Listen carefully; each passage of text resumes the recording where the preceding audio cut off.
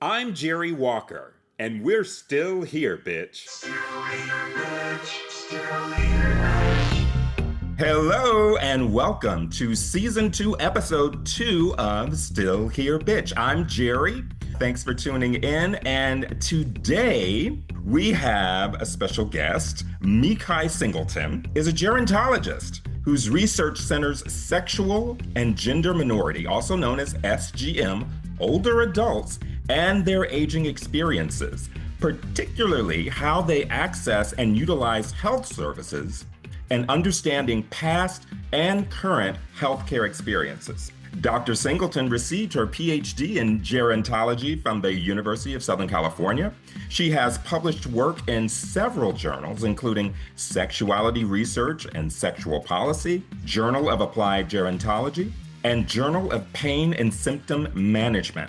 Her work has also been published and quoted in news outlets such as American Society on Aging, where I'm a board member, and the New York and Michigan Solutions Journalism Collaborative. Currently, Meki is a presidential postdoctoral fellow in the Urban Global Public Health Department at Rutgers University.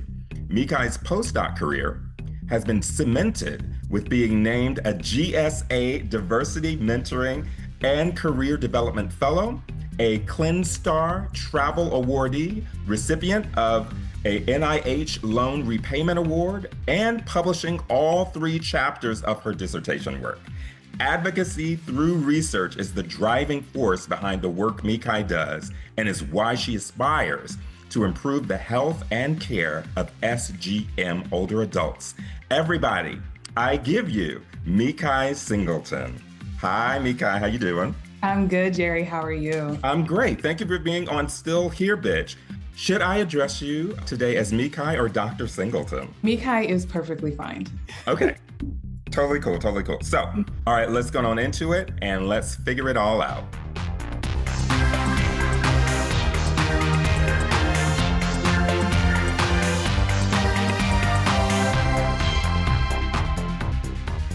All right, so as I like to ask every guest on our show at the beginning, Meki, how do you identify on the LGBTQ plus spectrum, and what are your pronouns? So how I identify is I am a straight cisgender woman, and my pronouns are she and her.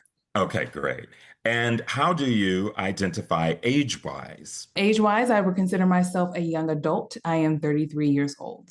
Okay. My first question for you is, what initially led you to enter the field of gerontology?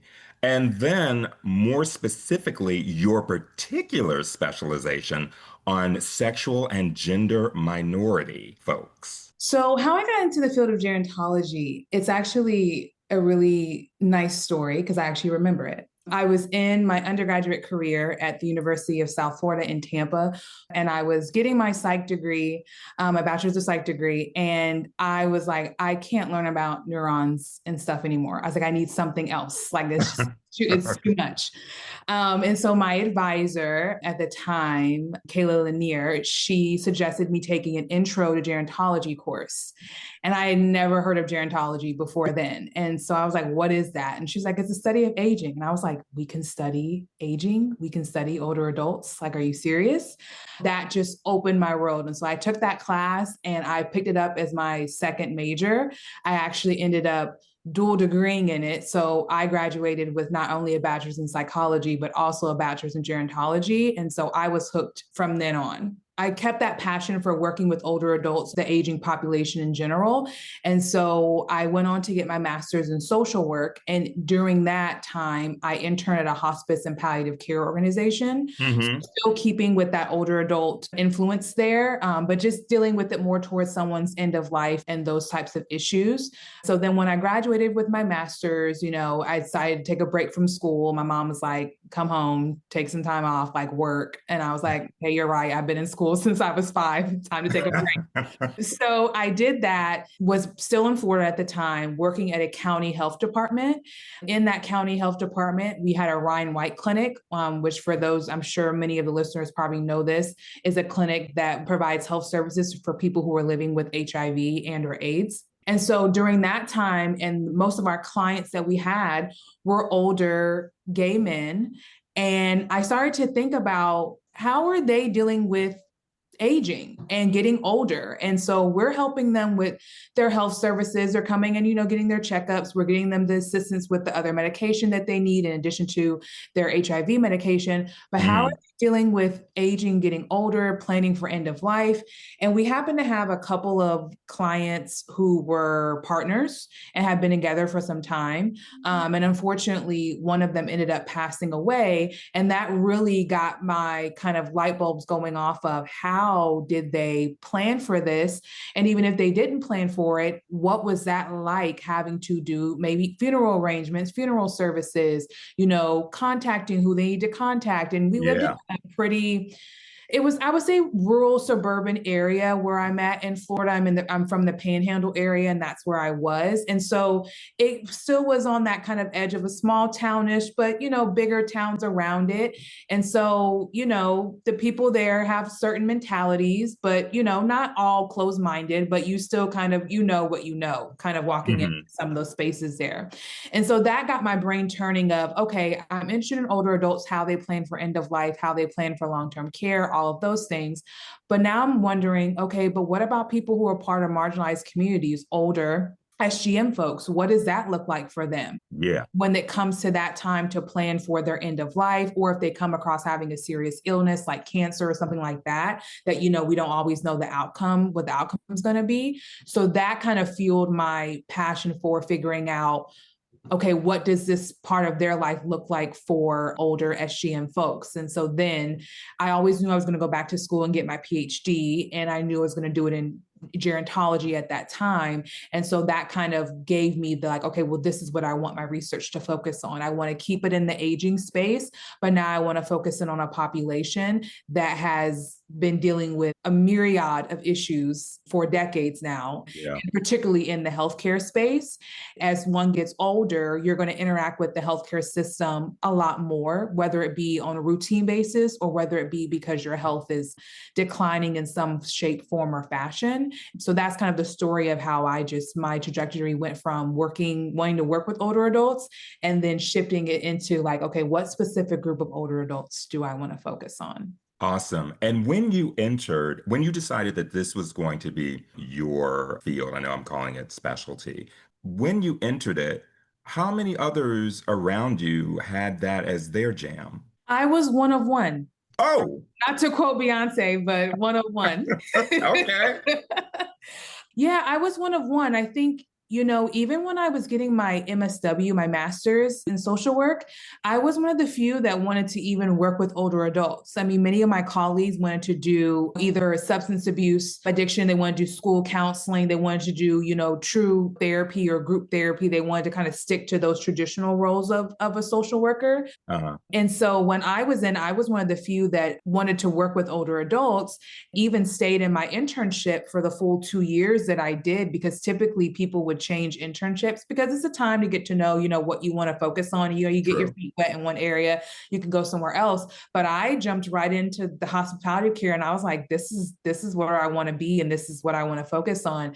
And so I stayed there. And then going into my PhD program, I was one of one. Granted, my PhD advisor, she was familiar with working with the LGBTQ population because prior to her career in academia, she was community based. And so she did do work with people Mm, living with HIV. So it wasn't foreign to her necessarily. But even still, what connected us was she was an end of life palliative care researcher. So we had that in common. But then the population I focused on was what made me different. So now, fast forward, you've now written and published about advanced care planning. First, can you tell us exactly what advanced care planning is? How either having it in place or not having it in place can affect our families and our other relationships? So I like to describe advanced care planning because there's a lot of different definitions out there for it. And there's a lot of literature about people having their opinions about advanced care planning. But I view it as essentially it can be done formally or informally. And I like to make that distinction because informally is about just having conversations. So a lot of us have had conversations with with our loved ones, our partners, our spouses about, well, what I want to have happen to me if I can't make these decisions for myself, if I'm incapacitated is the word that they use, and you have to make decisions on my behalf. And then even after I may have passed on, I want this person to be, in charge of my will, estate, things like that. Yeah. That's a formal way of doing it. So in that regard, that's where you could have a living will, you designate a durable power of attorney for healthcare, or they also call it healthcare proxy. And that's when where you're still here on this earth, but in the event that you're not able to make those decisions for yourself, you've designated someone to do that for you, or you've made it clear what things you do and do not want as it pertains to your healthcare. Things such as a DNR. DNRs can also fall underneath advanced care planning, so do not resuscitate orders. So those are some of the things that fall into that formal category. And so I will say there's a lot of literature around the benefits of advanced care planning. We have seen that when it comes to advanced care planning, especially when you do it formally, what it really does is it reduces emergency room usage or hospital deaths. You see more people opt for palliative care or hospice care, because palliative care and hospice care are two separate things. We see more people are essentially getting the healthcare that they want and they need, and how they want it and they need it. And then when we kind of tailor it to talking about folks who are in the SGM population, now we're talking about individuals who actually get to dictate, okay, this is the person I want in charge of my health if I can't make these decisions, especially if for some folks who don't maybe have the best relationships with their next of kin or people who are their blood relatives. This is a way that they can ensure that their partner, their spouse, maybe even a neighbor, maybe even a good, really close friend of theirs is that person that's making those decisions and choices for them. And so that's what I would say would be the best thing to do, or excuse me, would be one of the greatest benefits of it. But then also too, some research has shown that it also reduces the burdens of your loved ones. So I think a lot of people across the board, whether, people who are a part of the LGBT community or not, we see across the board, the reason why people do it is to reduce the burdens of their loved ones. They have watched other people that they care about, their family deal with do they want this? Do they not want that? Do we put them on life support, off of life support, feeding tube, no feeding tube, all of those things. Yeah. So they see those types of situations happen and they realize, I don't want to have that burden on my loved ones for me. So while I am still able to cognitively make these choices, I want to have that plan laid out. Hey fam, it's Gerry. I promised you some cool surprises during this second season of Still Here Bitch, and here's the first.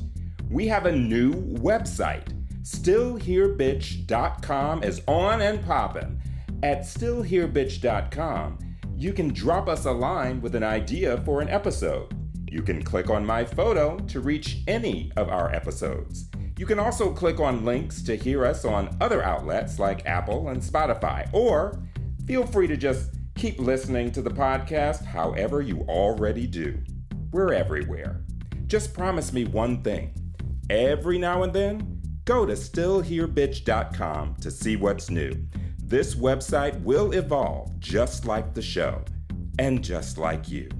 StillHereBitch.com, the website. StillHereBitch.com. Have you found in your research people not understanding really what advanced care planning is? Is that more prevalent in SGM communities? Or does it just run the whole spectrum?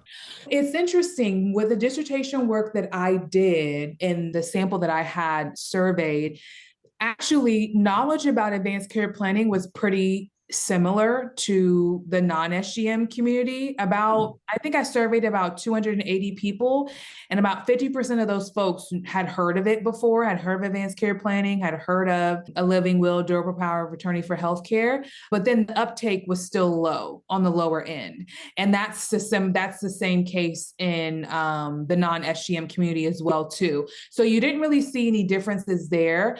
I will say one of the unique differences that we have found, and this wasn't just in my work and in prior work as well too, is that for SGM folks, prior to marriage being legalized, a lot more folks were doing the formal way of advanced care planning because that was the only way that they could guarantee that their spouse or partner was going to be the one to be able to make those decisions for them, and not having to worry about next of kin getting involved. And then two, thinking about a lot of these healthcare places have a family first policy still in place. So even though, you're walking in with your partner or your spouse, that is, the person that's taking care of you, there still are those discriminatory, stigmatizing experiences that people are having. And so that's why I say it is even more important to be while not only it's important to be knowledgeable about it, but also to take the best steps for you that benefit your situation and your scenario that you're in. Because for me, I'm not going to have an issue if something were to happen to my parents in a hospital and them not tell me and then not come to me and ask me, well, what do you want to do next? Because I'm next of kin. Like I am the person that has to make those choices. Whereas somebody who is particularly like a gay couple coming in, depending on where you are, that situation may not happen as freely. And there may be an issue of them being like, well, who's next of kin? And then especially if you're not married, that becomes a whole thing too. So that's why I say it's pros and cons to doing advanced care planning. People have their reasons why they believe in it, don't believe in it, do it or not do it. I say get knowledgeable and figure out what's the best path that makes sense for your situation that you're in. That's great info. And let me ask you this. When should advanced care planning begin? Is there a certain recommended age? You're in your 30s, there's no plan in place, no official planning in place for them. But then again, you're the only child. You are the one, there won't be people arguing or fussing or trying to decipher what did they mean by this when they said that for this. But let's just, for shiggles, say that you got a family, there's 4 children, adult, maybe some sandwich generation in there. Their ranges, the adult children range from 26 to 39. Let's just say that. Should advanced care planning have begun either informally or formally by that time, assuming that their parents are at least 20 years older than the oldest child, let's say 59? I would say yes, especially when you have multiple children involved. I think that's one way to kind of get out of the confusion and to kind of stopping the children having, disagreements about, well, mom would want this, dad would want that. No, mom would like this. No, dad would like that. That kind of cuts the confusion out. Again, that also leads back to what I previously said about getting the burden away off of your family and your loved ones. That's a great way to do that, especially if you have a bigger family and there are multiple children involved. To my knowledge, there is no recommended age in which advanced care planning should be done.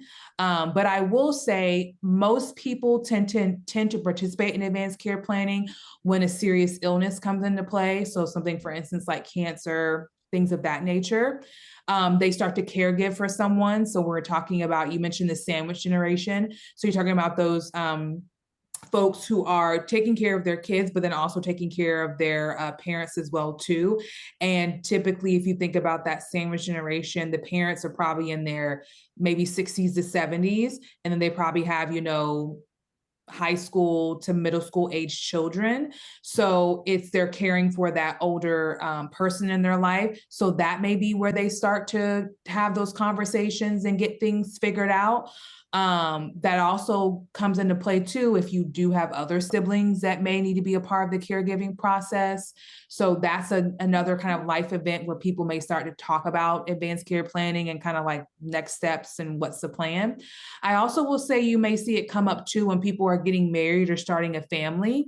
So one of the things I've come across in, in my research and even in reading other great scholars' work is, getting married, starting a family. Okay, what if something happens to us? Of course, when you first have children, that's the biggest thing I think that people start to think about is, okay, if anything does happen to us, we don't want that to be the case, but if it does, who's going to be in charge of our children? Who's going to be in charge of their care? And then what do we want to have happen to us? So that's another life event where you see people start to maybe have those conversations. And another interesting piece is also to when you have divorces and when new relationships start. So sometimes what will happen is, someone, the relationship ends, so you're no longer together. Okay, well, now you have to kind of update that information or update that paperwork to reflect your new partnership. Or it may just be moving it to maybe if you have children, maybe now your child is going to be responsible, or you're moving it to a family friend or another loved one, anything like that. So I would say those are the events where those conversations may start to pop up. But as far as an age range, to my knowledge, it hasn't really been recommended. But I will say, research-wise, we see it come up the most with serious illness. And believe it or not, around like a year to 6 months prior to someone's death, you see those conversations start to happen as well, too. Are you feeling isolated from community? Might you be seeking an LGBTQ service center where you can find support, resources, and other people who identify how you do? Want to play cards? Join a gay queer softball league, a knitting circle, or just sit around and talk current events without spiraling? Too much? Centerlink is a nonprofit organization of LGBTQ centers and other LGBTQ organizations serving their local and regional communities throughout the country and the world. Their mission is to strengthen, support, and connect LGBTQ people with their community centers. They currently are affiliated with over 375 member LGBTQ centers worldwide, providing essential services, promoting growth, wellness, and connectivity in their communities. And they have a free database on their website that helps you connect with the LGBTQ centers that are nearest your location. Go to www.lgbtqcenters.org to learn more. That's Centerlink at www.lgbtqcenters.org. Meki, what entails the concept of healthcare stereotype threat, also known as HCST? So healthcare stereotype threat is a concept that was created by Dr. Cleopatra Abdou. And really what it talks about, it kind of goes off of stereotype threat, where people feel as if they're going to be judged, criticized, or treated a certain way based off a stereotype that someone has on them. But with healthcare stereotype threat, it's particular to being into healthcare settings and healthcare encounters. So you're worried that the doctor is going to give you certain tests based on XYZ social identity.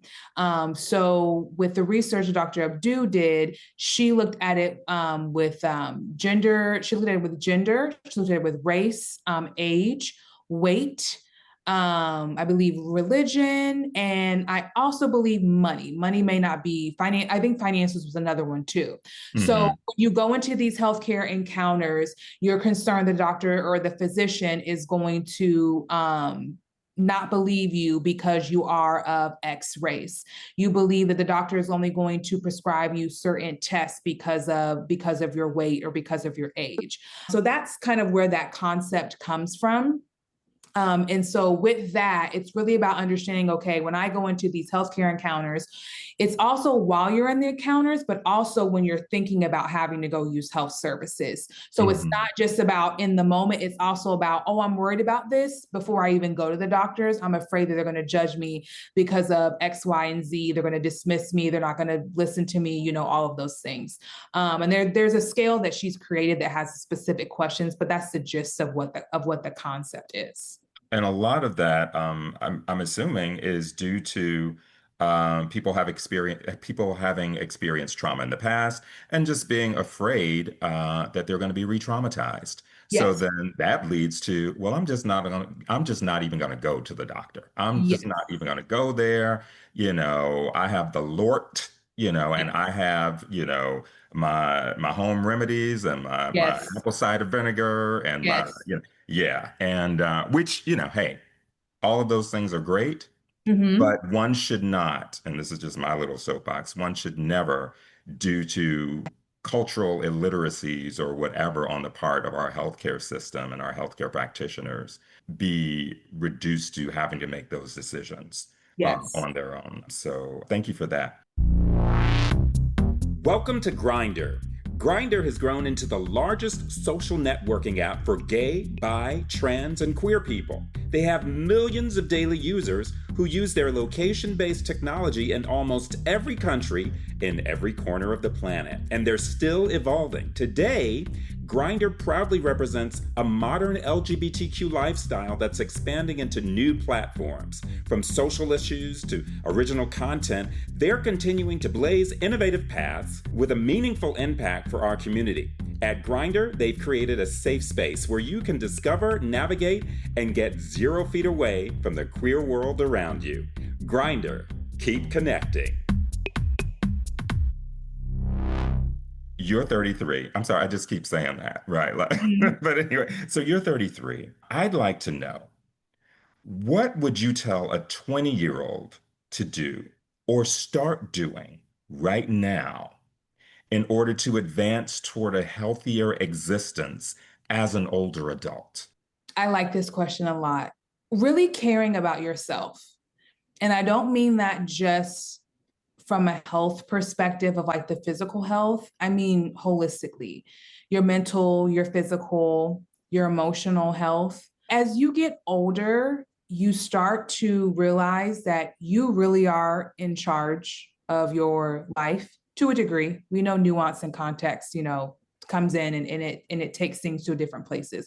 But for the sake of this conversation, you're in charge of your life. And I really would say to a 20-year-old to really, care for yourself and care about yourself, whether that is, taking walks, whether that is enjoying reading books, whether that's learning a new recipe, whether that's venturing out to a new store you wanted to check out, hitting up a flea market, all of those things that make you feel good. Do that and care for yourself in that way, especially if you're by yourself. I think if you don't have a community, really be intentional about caring for yourself and showing up for yourself in ways that you may not have gotten from people that you thought you were going to get it from. And you will see that. I believe you will see that really solidify with yourself as you get older, and you'll learn how to take better care of yourself as you get older. And then as you get older, you'll also stop caring about things that you don't need to care about and not be concerned with. Mhm. Um, and and then health, to go back to the health side, because I still am a gerontologist, and I still, I believe in medicine. I believe in I believe in going to the doctor. um I would say too, when something's not right, go, like, ask, like, keep track of how your body functions and how it works. And when something goes off the rails a little bit, get it checked out, get it figured out. Utilize these clinics, utilize services that are at your disposal. Because when you get older, and I will say, could you say for 20-year-olds, when you age out of, being a college student, it's a lot trickier and tough, and tougher to get those appointments and get seen by someone super quickly versus going to your student health services. Student health services at your university. So I really say take advantage of all the things that you have at your disposal while you're younger and taking care of your physical health. And then that'll help you keep on track as you get older as well too. But all in all, just care for yourself. Now, same question, Mm-hmm. but this time for a 60-year-old. Mm-hmm. What would you tell a 60-year-old to do or to start doing right now? And is any of the advice going to be different or the same? It'll be the same as far as caring for yourself and doing things that show that you care for yourself. But I think I will harp a little more on the physical side, as I will say, stay active and stay mobile. Hmm. I'll say this from personal experience. My mother is in her late 50s. My dad turned 65 this year, so he's officially an older adult. And I would say my parents are pretty active. My mother's more active than my father, but I would definitely say stay active. My mom talks a lot about, she actually is she's a Zumba instructor. And one of the things that she talks about is being very grateful that she's in her 50s and being able to be as mobile as she is. Because she's seen other people that are similar ages to her, or maybe a little older than her, and their mobility is limited. So that's why I say I would harp on the mobility piece, and just keeping yourself active in any way, shape, or form, whether that's doing the walks, whether that's, just getting outside, getting some fresh air, just keeping your body moving. Because I've even noticed in my years and me being in my early 30s, I stretch every day. And I've seen a complete difference in stretching every day. I used to do it every other day and days that I wasn't doing an actual workout, but I started to realize, I was like, no, girl, you got to do it every day. And when I do it every day, and I've seen a difference in my body, not only in how I feel, but my posture, and I just feel better. And it's a really good way to start out your day too, for me. I'm so glad that you mentioned, as part of staying mobile, flexibility, because I was going to bring that up if you didn't. It's paramount, in my opinion. I always go back to, and honestly, Mikai, I don't know if this is a true story or not, but I claim it as truth. I don't know her. I never knew Eartha Kitt. Yeah. But we all know who she is as the icon, the activist, the legend that she is. Mm-hmm. I heard a story. Now, we know she was a dancer and she was doing high kicks well into through her 70s and whatnot on stage in high heels, like the whole deal, right? Mm-hmm. I had heard a story that she was driving in her SUV and her car went over a cliff and she walked away from it. In old age, just walked right on up out of there and was, it's like, oh, my car is like, no, okay, let me not even try to do my best Eartha Kitt.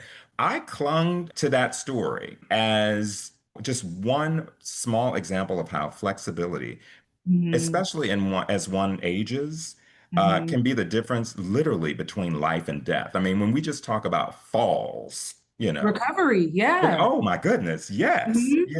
Not even in older age. Let's talk about people in their 40s. The length of time that it takes to recover is directly related to how flexible one is before the incident occurs. So thank you for that.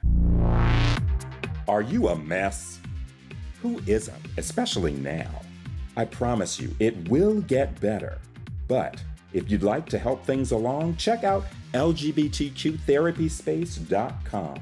Whether you're struggling with coming out, identity issues, family acceptance and support, or simply grappling with things like anxiety, depression, self-esteem, and relationship issues, finding a quality therapist who understands and respects your unique needs and experiences can be life-changing. And that's where LGBTQtherapyspace.com comes in.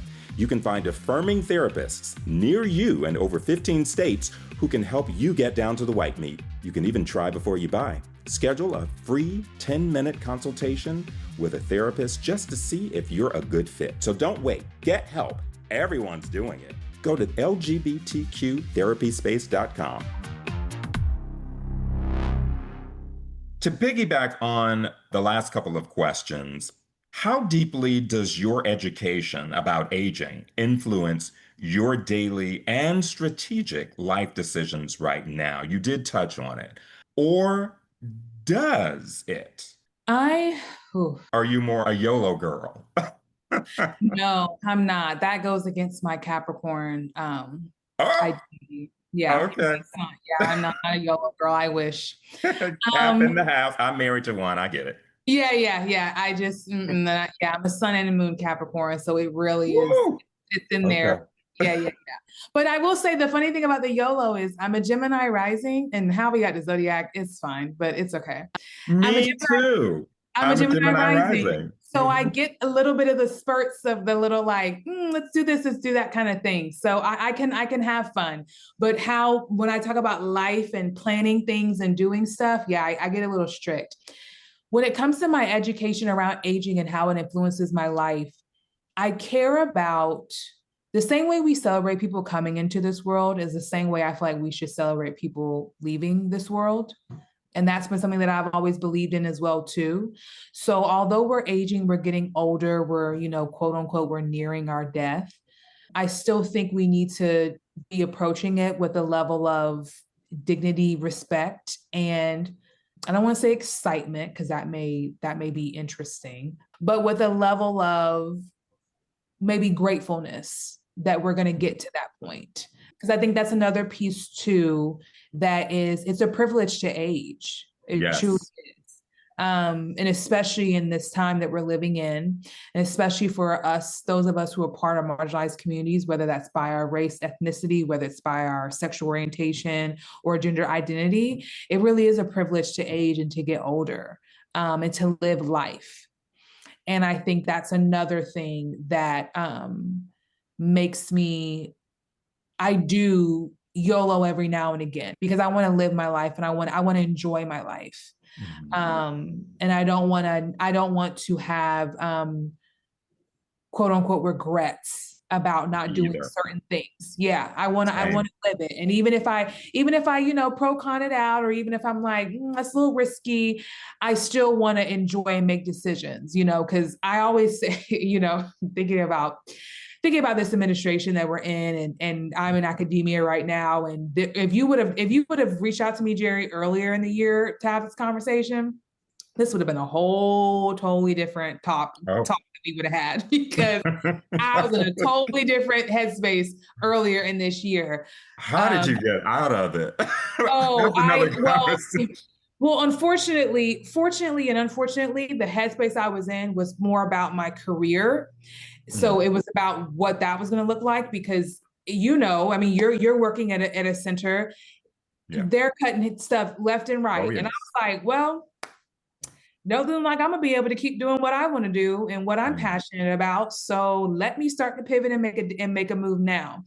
So I will say that even in underneath that, that's another reason why I am more about I want to enjoy my life because as the great Big Ange said from Mob Wives, I'm here for a good time, not a long time.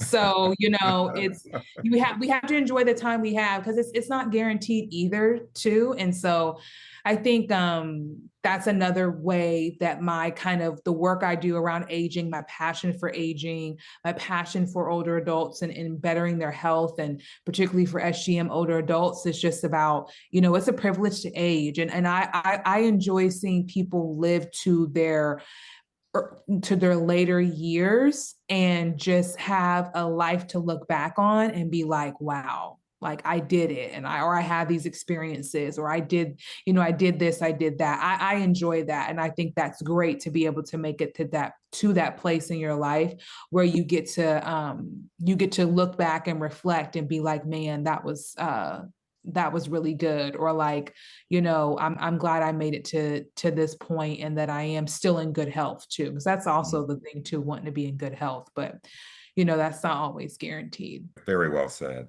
I talk a lot on the show about joy. I sign off every episode, including this one. You'll hear it about joy. I don't think I talk to enough people about peace. I Mm, think that not for all. Let's say for older adults who have few regrets about the decisions they've made, the lives they've lived, um, the people they knew and loved and whatnot. I think what drew me, in part at least, to older adults ever since I was a kid, because I couldn't understand people my age. I just could not. I thought I was like, it was like I was an alien. But I did gravitate towards older folks. And I think part of it was their peace. Mm-hmm. To hear you say that really, I think, aligns a lot with what my sentiment back then was. Are you gay? Or just love gay things, like traveling? Do you like a quick getaway in the desert? Like, who doesn't? Trixie Motel is a pink paradise in the heart of Palm Springs, California. They offer 7 custom-themed rooms, including 3 suites, 3 queens, and 1 very lovely honeymoon suite. Trixie Motel is located right off Palm Canyon Drive in Palm Springs, so it's literally steps away from the city's best restaurants and attractions. Hey, they even have a pool, and they offer day passes for that pool that allow you to just lounge, drink delish beverages, and eat pink popcorn while you talk about people or things. No pets at Trixie Motel, except for some bears, otters, foxes, and cubs. Other restrictions may apply. Inquire within. So get away. Book your stay at Trixie Motel in beautiful Palm Springs. Dial 760-808-0014 or go to trixiemotel.com today. So you were just talking about your work. Are there any projects or any work that you're performing or preparing to perform right now that you're excited to speak on? Yeah, I'm in the thick of paper writing right now. This is the joys of being in a postdoc. It's about getting, that productivity is a important piece. So I'm actually cranking out another paper for my dissertation work, which came just in the last few days of a conjuring of talking to my former PhD advisor. And that's looking at the motivations behind completing advanced care planning and not completing advanced care planning. So this will kind of go a little complementary to our earlier conversation that we were having. And so I'm working on that. I'm working on another qualitative paper that was with my current mentor, who I work under right now at Rutgers. His work, he did a sub-study and under the Max-Wise combined cohort study, and he did a separate survey to older sexual minority men. And a couple of questions they were asked was about their least and most comfortable healthcare interactions that they had. And we got very, very, very voluminous and detailed responses from those participants about those interactions. So I actually will be presenting that work at GSA in November. All right. It's a presentation, but then I'm also working on the actual manuscript itself with that work. Mm-hmm. Then I have a couple other papers that are on my plate as well, too, that I'm looking at. One is looking at healthcare provider trust amongst older sexual minority men. The other one is looking at attitudes towards aging and its potential association with one's quality of life outcomes. So I have a few things that are in the works. Yes, you do. Meki, where can people follow you, reach you online, any socials you can give out? I have an Instagram. It is private, but I mean, if you want to follow me, you're free to. So the handle for that is Dr_its_Meeks_girl. So Dr_itsmeeksgirl. And then I have a LinkedIn, and you can just search my name, Meki Singleton. It should pop up. My government name will also pop up as well too, but you'll know that it's me. And then my email, if people want to reach me via email, it's mcs403@sph.rutgers.edu. Feel free to send me an email. And yeah, that's how you can reach me. Dr. Meki Singleton, thank you so much. It took us a year. It did. But you know what? This is good. It happened when it was supposed to happen. Yes, yes. There's always a reason for everything. I love hearing you speak. I could go on and on and on. As a matter of fact, we may keep on talking after we sign off, but we are going to sign off. Still Here, Bitch family, thank you so much for tuning into this episode of the show. And once again, I want to thank our guest, Meki Singleton. I hope you got a little something out of this today. I know that I did, things that I'm going to carry on forward. So as always, I implore you to go out and get you some joy. Thanks for tuning in to Still Here, Bitch. Remember to follow us on the socials. Please like and subscribe or get somebody to show you how. And we'll see you next time on Still Here, Bitch.